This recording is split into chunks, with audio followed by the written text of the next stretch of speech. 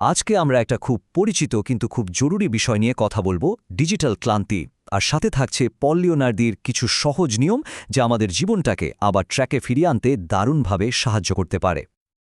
আচ্ছা, এই প্রশ্নটা দিয়েই শুরু করা যাক। কেমন, কখনো কি এমনটা মনে হয়েছে যে দিন শেষে অনেক অনেক কাজ করা হলো, কিন্তু কাজের কাজ কিছুই যেন হলো না? একটা অদ্ভুত খালি খালি লাগা, একটা অপূর্ণতার অনুভূতি। এই যে অনুভূতিটা, এটা কিন্তু আমাদের প্রায় সবারই খুব চেনা। সারাদিন ব্যস্ত, কিন্তু মনে কোনো শান্তি নেই, কোনো তৃপ্তি নেই। চলুন এই ব্যাপারটার একটা নাম দেয়া যাক। বিশেষজ্ঞরা এই অবস্থাকেই বলছেন ডিজিটাল অ্যাকুইজিশন। মানে কি? সোজা কথায় আমাদের ডিজিটাল জীবনটা না টুকরো টুকরো হয়ে গেছে। আর এই খণ্ডিত জীবনের কারণেই আমাদের মধ্যে একটা মানসিক আর আবেগিক ক্লান্তি তৈরি হয়। সারাদিন ব্যস্ত থাকি ঠিকই, কিন্তু দিন শেষে কোনো প্রোডাক্টিভিটি নেই। তো প্রশ্ন হলো, এই ক্লান্তিটা আসছে কোত্থেকে? কেন হয় এমনটা? কেন আমরা এত ব্যস্ত থাকার পরেও দিন শেষে মনে হয় কিছুই তো করলাম না? পল লিওনার্দির একটা দারুণ সমাধান দিয়েছেন। উনি বলছেন, stop using half your tools.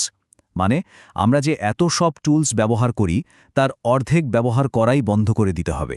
শুনতে একটু অদ্ভুত লাগছে, তাই না? কিন্তু এর পেছনে একটা গভীর যুক্তি আছে। একটু ভাবুন তো, আগে কি হতো? একটা কাজের জন্য একটাই টুল, সিম্পল। আর এখন এখন একটা কাজ হয়তো শুরু হলো হোয়াটসঅ্যাপে, সেটা নিয়ে আলোচনা হলো স্ল্যাকে, আর ফাইনাল জিনিসটা পাঠানো হলো ইমেলে। আমাদের ব্রেনটাকে সারাক্ষণ এক জায়গা থেকে আরেক জায়গায় লাফাতে হচ্ছে, ফলে মনোযোগটা একদম ছিন্ন ভিন্ন হয়ে যায়। সুতরাং আসল ব্যাপারটা কি দাঁড়াচ্ছে? কম টুলস ব্যবহার করা মানে কিন্তু কম কাজ করা নয়, একদমই না। এর আসল মানে হল মানসিক চাপ কমানো। যখন আমাদের মস্তিষ্ককে এভাবে বারবার জায়গা বদল করতে হয় না, তখন সে অনেক শান্ত থাকে, অনেক বেশি ফোকাসড থাকে। আচ্ছা, এবার একটা সিনারিওর কথা বলি, যেটা শুনলে মনে হবে, আরে এ তো আমারই কথা, একদম আয়নার মতো, যেখানে আমরা নিজেদেরই প্রতিচ্ছবি দেখতে পাব। হয় না এমন যে ফোনটা হাতে নেওয়া হলো, ভাবা হলো জাস্ট 1 মিনিটের জন্য, শুধু একটা নোটিফিকেশন চেক করার জন্য, ব্যাস। প্ল্যানটা একদম সিম্পল, মাত্র 5 মিনিট, খালি একবার দেখেই ফোনটা রেখে দেওয়া হবে। কিন্তু বাস্তবে কি হয়? হুঁশ ফিরলে দেখা যায় ৪৫ মিনিট পার। এই সময়টা যে কোত্থেকে কিভাবে উবে গেল তার কোনো হিসেবই মেলে না।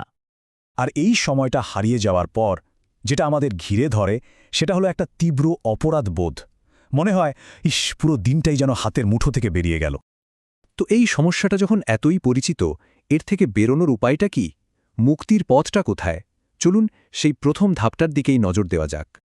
দেখুন, এখানে মূল উদ্দেশ্য কিন্তু কাউকে দোষ দেওয়া না, বরং নিজেকে আরেকটু ভালোভাবে বোঝা আর জীবনটাকে একটু সহজ করে তোলা। এটা কোনো ব্যক্তিগত ব্যর্থতা নয়, এটা আসলে আমাদের অভ্যাসের একটা চক্র। ব্যাপারটা একটু আধ্যাত্মিকভাবে ভাবলে আমরা কিন্তু সারাক্ষণ নিজেদের বাইরে রয়েছি, হয় ফোনের স্ক্রিনে, নয়তো অন্য কারো জীবনে উকি দিয়ে। আসল প্রশ্নটা হলো কিভাবে আবার নিজের কাছে ফেরা যায়, কিভাবে নিজের সাথে থাকা যায়, একদম নীরবে, শান্তভাবে।